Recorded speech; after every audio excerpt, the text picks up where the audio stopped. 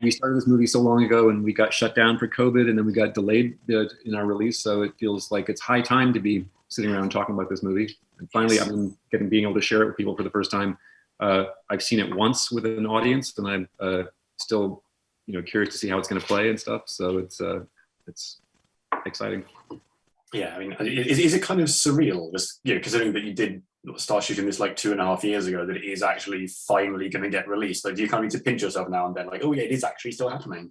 Yeah, I have to. I mean, it was so spread out because being shut down by COVID and then shut down again and then doing the post. It was the usual movie experience except stretched like this. So it became sort of a way of life. I mean, I've been in this movie for so long. I'm wondering if I dreamt the whole thing or whether there actually is a movie to share with people. So we'll see. We'll find out soon. Yeah. And I guess in terms of like actually getting on set and making the movie, like did your approach to this one differ versus from how you were compared to how you were working on the show, or was it like was it sort of a similar sort of environment, I guess, for everyone? Interesting. I mean, there were similarities. We had some crew that carried over. Me, for example, and our production designer were the same. David and I had worked together on the show, but that relationship was different on this one because in the show he was sort of in an ivory tower of the writer's room and sort of sending dictation down to us in the trenches.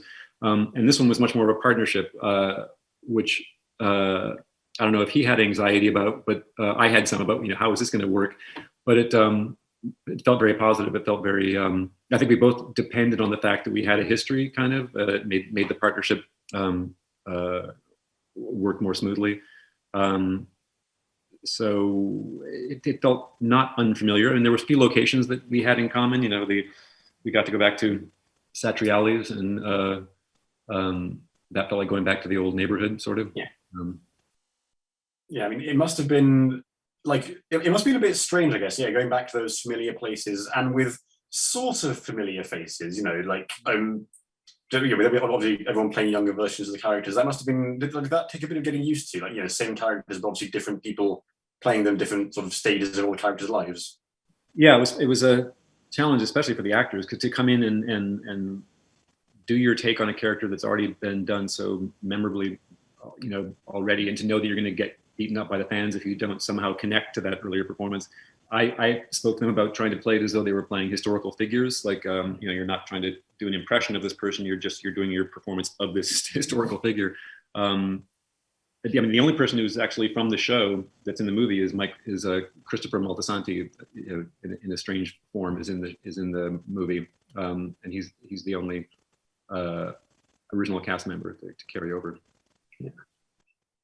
You mentioned kind of, I guess, the fans' reaction just then. I'm kind of picking up from that, like, how are you hoping that people do respond to the movie? Like, what do you hope that the experience for people coming into it's going to be like? I feel my hope is that they'll feel like they're seeing something that's expanding. That's it's a bigger screen.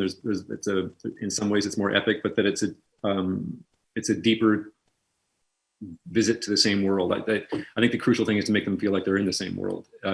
It's not contemporary and it's different actors, but I'm hoping that it feels like they've dipped back into the same voice, the same tones, the same humor, the same questions that drove the show. So I hope it feels like a return, for them as well, even though they're listening.